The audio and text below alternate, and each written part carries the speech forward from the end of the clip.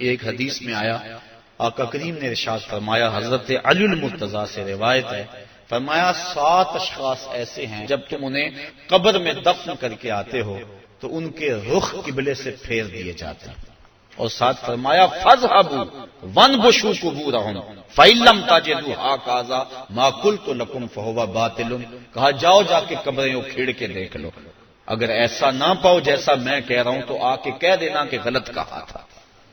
عرض کی قیلا من ہم یا رسول اللہ صلی اللہ علیہ وسلم، عرض کی حضور یہ کون لوگ ہیں کہ جن کے رخ قبر میں قبلے سے پھیر دیے جاتے ہیں؟ تو حضور نے ارشاد فرمایا شارب الخمر و بائع البش و شاہد الزور و آکلۃ الربا والنائحۃ والمحتقر و تارک الجماع۔ 7 اشخاص گنوائے۔ پہلا شارب الخمر، شراب پینے والا۔ ایک روایت کے لفظ ہیں کہ شراب اپنے لیے بنانے والا، کسی اور کے لیے بنانے والا، شراب پینے والا، شراب پلانے والا، شراب بیچنے والا، شراب خریدنے والا، اور جس کے لیے شراب خریدی ہے، شراب کو ڈھونے والا، دوسری جگہ منتقل کرنے والا، ہمارا سب پر اللہ کے رسول نے لعنت بھیجی۔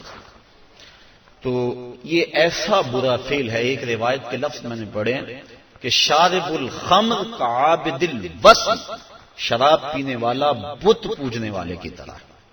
ہمارے معاشرے میں شراب نوشی سرایت کر گئی ہے، اور اب تو بعض طبقوں کے اندر یہ برا بھی نہیں سمجھا جاتا، جبکہ حلال سمجھ کے پینا تو کفر ہے، اور اس کو حرام سمجھتے ہوئے اس کی حرمت کے قائل ہونے کے باوجود پینا یہ گناہ کبیرہ ہے، اور منع فرمایا گیا سختی کے ساتھ۔ ارشاد فرمایا ایک تو ویسے بھی شرابی جب مرتا ہے اسے مرتے ہوئے کلمہ نصیب نہیں ہوتا، اور دوسرا یہ روایت جو میں نے آپ کے سامنے رکھی کہ اس کا قبلے سے رخ پھیر دیا جائے گا۔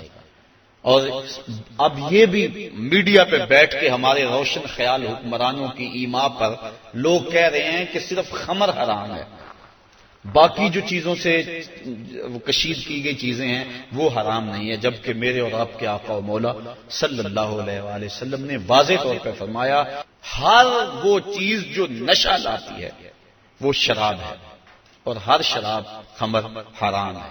تو وہ نشہ چاہے کوئی بھی چیز لانے والی ہو اس کو شریعت نے واضح طور پہ حرام کر دیا۔ یہ دوسرا بائع البش، جن کے رخ جو ہیں وہ قبلے سے پھیر دیے جائیں گے، تو فرمایا ان میں سے بردہ فروشی کرنے والا، انسانوں کی خرید و فروخت کرنے والا۔ اب دنیا پہ یہ اس انداز سے غلامی کا انداز تو نہیں ہے، لیکن اعضائے انسانیہ کو اب بھی لوگ فروخت کر رہے ہیں۔ آپ روزانہ اخبارات میں پڑھتے ہیں کہ گردہ فروشی کا کاروبار اور مختلف اعضائے بدنیہ کا کاروبار، تو یہ دوسرے وہ شخص جو انسان یا انسان کے کسی عضو کا کاروبار کرتے ہیں، کل جب وہ مریں گے تو ان کا رخ قبلے سے پھیر دیا جائے گا۔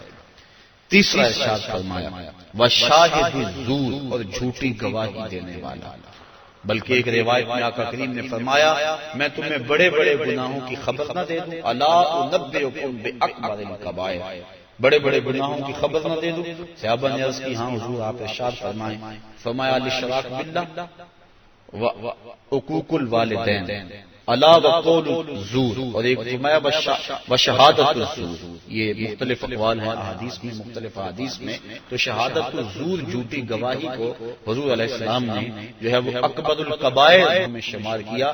اور چوتھا فرمایا سود کھانے والے، سود لینا، سود دینا، سود لکھنا، اس کی رقم پر گواہ بننا، ان وزر میں فرمایا چاروں برابر ہیں۔ اور ایک روایت ہے صحاح کی، ارشاد فرمایا کہ سود کے گناہ کے 70 درجے ہیں، اور کم سے کم درجہ اپنی ماں سے زنا کرنا ہے۔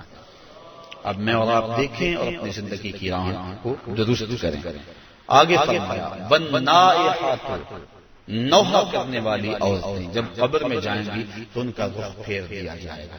جب کوئی شخص فوت ہو جاتا ہے تو صبر کا حکم ہے، آنکھوں کا غم اور دل کا غم رحمان کی طرف سے، ہاتھوں کا اور زبان کا غم شیطان کی طرف سے۔ فرمایا لیس منا من ضرب الخدود وشق الجیوب ودعا بدعوی الجاہلیہ، جس نے گریباں نوچے، اپنے منہ پہ تھپڑ مارے اور جہلوں جیسی باتیں کی، فرمایا ہمارے سے اس کا کوئی تعلق نہیں ہے۔ تو دل غم زدہ ہو، آنکھوں سے روئیں، اس شریعت نے منع نہیں کیا، لیکن واویلا کرنا، کوئی کہہ رہا اللہ تجھے ترس نہ آیا، کوئی کچھ بول رہا ہے معاذ اللہ، یہ کفریہ کلمات ہیں، تو فرمایا نوحے کرنے والے کل جب مریں گے تو ارشاد فرمایا کہ وہ عورت جو نوحے کرتی ہے قبر سے اس کا رخ قبلے سے پھیر دیا جائے، والمحتا کے رخ، اور چھٹا شخص جو ذخیرہ اندوزی کرتا ہے۔ ذخیرہ اندوزی انسان کا کھانے پینے کا سامان ہے، غلہ، اور جانوروں کا جو چارہ ہے، اس میں ذخیرہ اندوزی شریعت نے منع فرمائی ہے۔ باقی جو معاملات ہیں کاروبار آپ کے، ان میں اگر کر لیں تو وہ منع نہیں۔ اور اس میں حضور نے ارشاد فرمایا جس نے 40 دن تک ذخیرہ اندوزی کی، اللہ تعالیٰ اسے 40,000 سال جہنم کی آگ میں جلائے گا۔ آخر فرمایا وَتَارِكُ الْجَمَاعَةِ، اور جو جماعت کو چھوڑنے والا ہے، نماز تو پڑھتا ہے لیکن جماعت سے نہیں پڑھتا۔ حضرت محمد بن سماعہ ایک بزرگ ہوئے، امام محمد بن حسن الشیبانی کے شاگرد، اور امام محمد بن حسن الشیبانی امام اعظم کے شاگرد۔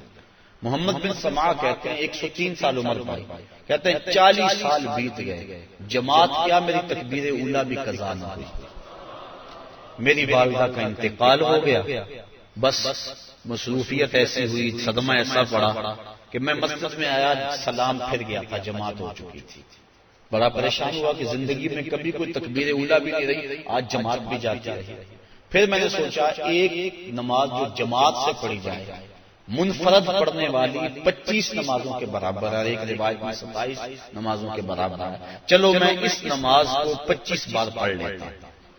کہتے ہیں میں کھڑا ہو گیا اور اس نماز کو، ان فرائض کو میں نے 25 بار پڑھا، اور جب 25ویں بار پڑھ رہا تھا تو حاطب سے آواز آئی، اے محمد بن سماعہ تم نے نماز تو 25 مرتبہ پڑھ لی، لیکن جب امام ولدالضالین کہتا ہے اور اس کے ساتھ فرشتے آمین کہتے ہیں، وہ آمین کہاں سے لاؤ گے؟ تو کہتے ہیں میں پریشان ہوا کہ میں 25 چھوڑ کے 25,000 مرتبہ بھی پڑھوں لیکن جماعت کی فضیلت نہیں پا سکتا۔ تو فرمایا وَتَارِكُ الْجَمَاعَةِ، اور جماعت کو ترک کرنے والا۔